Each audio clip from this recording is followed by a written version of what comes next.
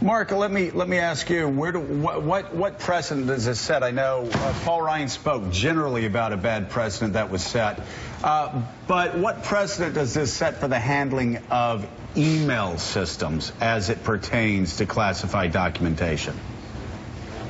Well, you can never have any classified emails on an unsecure system. That was one of the problems in the first place. And one of the key things that Comey said that really hasn't been picked up on yet is he indicated that there were some emails that actually bore classification markings that indicated the information was classified. That's something that Hillary Clinton and her aides, and we can't lose sight of her aides involved with this. Everybody wants to focus, of course, on the presumptive nominee, but I think the aides, the senior officials who worked with her, were far more at risk, and I'm really interested to see what happens with that. I was going to ask, Mark, are they still could be at risk, right?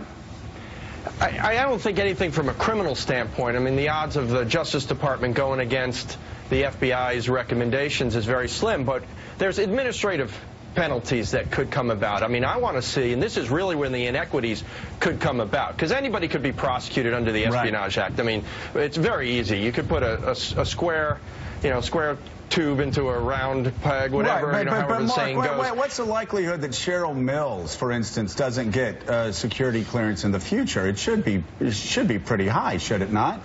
Whether you're Cheryl Mills or Abedin or any of these other people who so recklessly pass national security secrets through unsecured emails, how do they get security clearances in the future? Well, based on what Director Comey said, I think they're going to have an uphill battle. I can tell you in over 20 years that I've been handling security clearance cases, I've had numerous clients that have lost their clearances and their federal employment for doing far, far less than what's at issue here. And I'll tell you what, we've seen it on Capitol Hill. People have lost their security